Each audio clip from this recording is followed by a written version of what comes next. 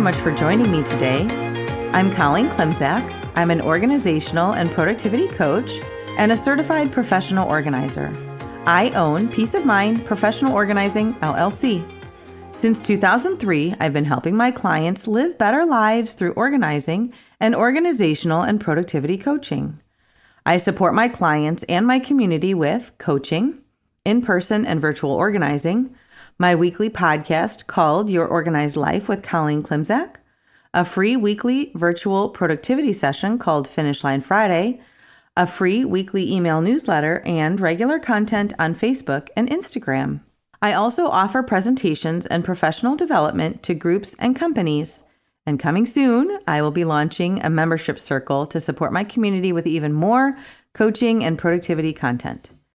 Want to finish strong with me this week? Join me for Finish Line Friday every Friday morning at 9 a.m. Central for a 2-hour productivity session.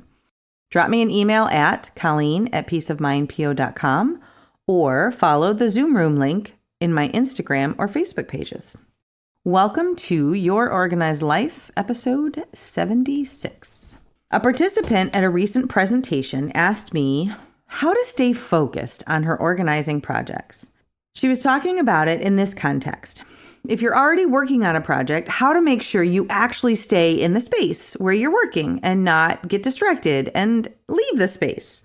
Or if you do get distracted, how do you make sure you come back?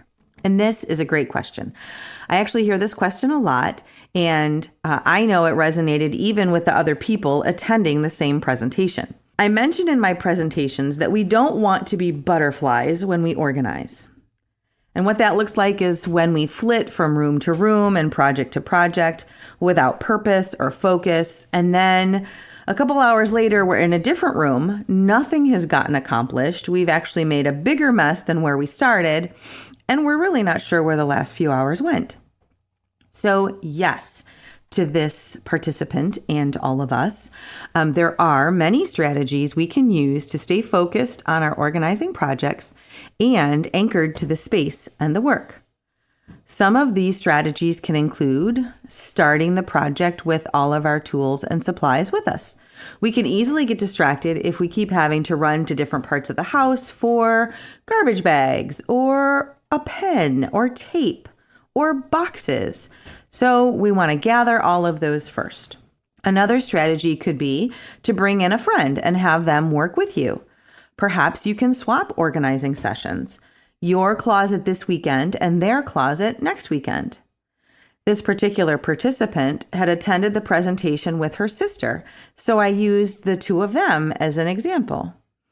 And as a reminder, this is called body doubling, which we've talked about in a recent episode.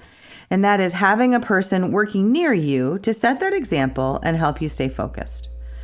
This is one of the benefits of working with an organizer, that body doubling component. And you can also take advantage of body doubling virtually if you and a friend want to FaceTime each other while working on projects to chat, or process your decision making, or tell stories about your items, etc. So another strategy is to make the space where you're organizing enjoyable to be in.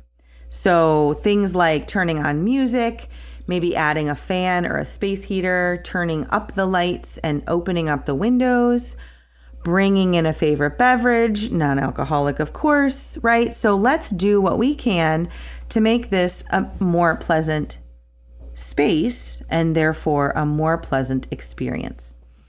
Another thing that we can do is to make ourselves some promises. So if you are having trouble staying motivated or staying focused, make sure that you have some kind of reward planned for the end of your work session or the end of the project. And then one of my favorite strategies for staying focused on a project is to set timers. One thing that I do with my clients and myself is set a timer and tackle a project in really small bursts. So I may set a timer for 20 minutes and see how much I can get done in that time until the timer goes off. Sometimes I'm feeling so motivated after those first 20 minutes that I'll set it for another 20 minutes and stick with it. Or I will turn off the timer altogether and just say, hey, I'm doing great here. I can't wait till I'm finished. And I'm just going to keep plugging along. So those are some easy strategies for keeping us on track in our organizing projects. But I do want to dig a little deeper today on this focus and attention question from both an organizing and also an organizational coaching perspective. Because if we tend to get distracted, we also have to unlearn that habit, and we need to relearn healthier and more productive habits. So we need to break the distraction habit and learn more productive ones. And this is absolutely possible, but not without a plan and some more strategies. So I will use my current situation as an example. I started writing this content on a Sunday afternoon while I was also planning to do some batch cooking for the week. I had prepped and chopped and assembled. I had chili on the stove simmering. I had 2 meatloaves in the crock pot. And in addition, I had a rotisserie chicken from Costco that was turned into dinner a little later. And between those 3 things, I had meals for many days this week. So I like to batch cook, and I especially love the results of cooking multiple meals at a time because it makes my life so much easier during the week. However, there are days when I'm cooking. That was a big sigh. I'm sorry. However, there are days when I'm cooking and when I have been in the kitchen for a long time and all I want to do is be anywhere but in the kitchen. I feel that very strongly sometimes, like when it's been a lot of work on top of a busy day and all I want to do is be anywhere else. I want to go read a book. I want to go do something other than cook. I want to be anywhere else. But I also stop the impulse on that one because I know that sticking with the kitchen project for just a few more minutes, finishing the cleanup, putting the last few dishes in the dishwasher, wiping down the counters, right? I know that that is the better course of action. And then I can take a longer break.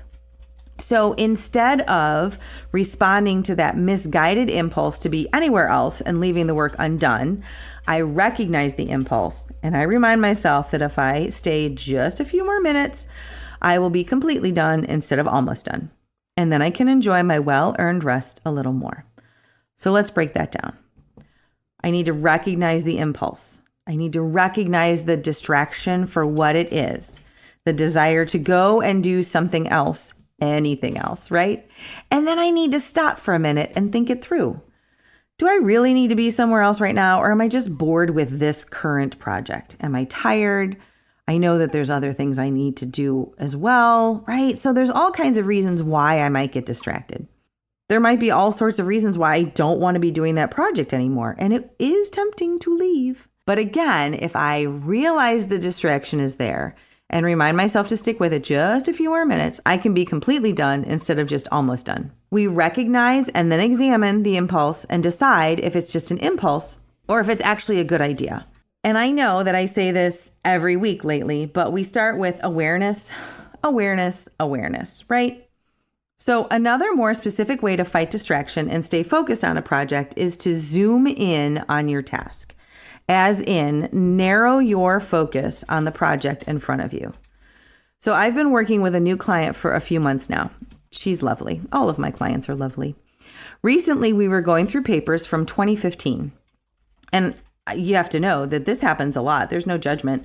She had moved offices at work and at home, and there were a number of things that had gotten bundled up. And because there wasn't anything truly pressing or important in there, they just kind of got shuffled aside.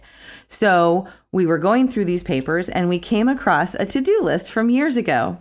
She read it and then laughed and then shared it with me, her organizer. And it says at the top, declutter. It's all just a word, declutter.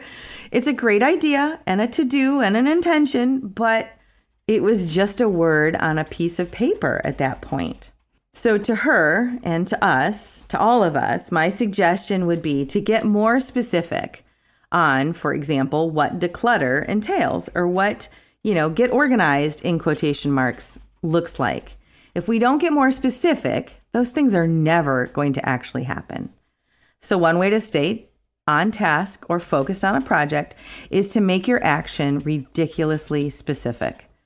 Instead of just saying, get organized or declutter in my client's case, let's try this. I want to complete some organizing projects for spring. And I'm going to do that in a few hours this afternoon. In the first hour that I have, I will review my closet and my dresser and my clothes. When I'm done with that, I want to repack the items in the furnace room that we've set aside for my college student to move into an apartment in the fall. And after that, I want to review the bottom drawer of my office file cabinet and shred items from more than 4 years ago now that our taxes are filed. So those are all items that could be on my task list, and they would be far more specific than just get organized in quotation marks or declutter in quotation marks. And when we look at big projects in terms of being a series of small projects, it makes it easier for us to stay focused on those projects so we can see results. For example, let's say I'm going to organize the basement this weekend, but what if your basement is huge and a hot mess? You could say instead, I'm going to organize the shelves in the laundry room, then I'll review the old paint on the floor by the door, and then I'll review the towels and toiletries in the downstairs linen closet by the bathroom. If we don't narrow our focus, it's no wonder we can get distracted. Breaking down big tasks into smaller tasks help us to feel motivated, fight that impulse to be distracted, and help us see results. And positive results keep us coming back. I also get the how to stay on track question from my coaching clients. And some of the strategies are the same. My coaching clients may come to me and say, I want to get through organizational coaching because I want to get organized. And I will say, that's awesome. But we need to be more specific. What does that look like? What results do you seek? What are actions you can take every day? And how can I support you in taking them as we get organized? So again, zooming in, narrowing in, zooming in to stay motivated. Does getting organized for that client mean getting more done in their day? Switching their work and bill paying over to digital? Maybe figuring out the family schedule for the summer? Getting a handle on health and wellness? Maybe it's organizing the physical space in their home. So of course, yes, we can do all of those things. But we can't just start with a global, okay, I want to get organized. The first thing that we would ask in a coaching session would be to bring that focus smaller, to focus in, to zoom in onto what we could accomplish today in our 30 or 45 minute session, right? What can we accomplish in the next 30 minutes that would help them to activate those ideas on their own in the next week or two before we speak again? So again, zooming in, narrowing in, we can do lots of things, but we have to bring it in and we have to get specific because that will help us to stay motivated and anchored to the work. When we get specific and break things down into smaller bits, it means we actually start to feel accomplishment as we complete those smaller bits. We can track progress, we can see improvement, we can remind ourselves of our progress if we get distracted or we get off track. And all of those strategies can help us get back on track if we stray. Because distractions will come, but we are bigger and better than our distractions. Support around staying focused and getting things done is what productivity coaching is all about. If it's time to invest in yourself and explore coaching for organizing and productivity, I would love to hear from you. Drop me a line via email at colleen@peaceofmindpo.com or message me through any of my social media platforms like Facebook, Instagram, or LinkedIn. Thanks so much, and I will talk to you next week.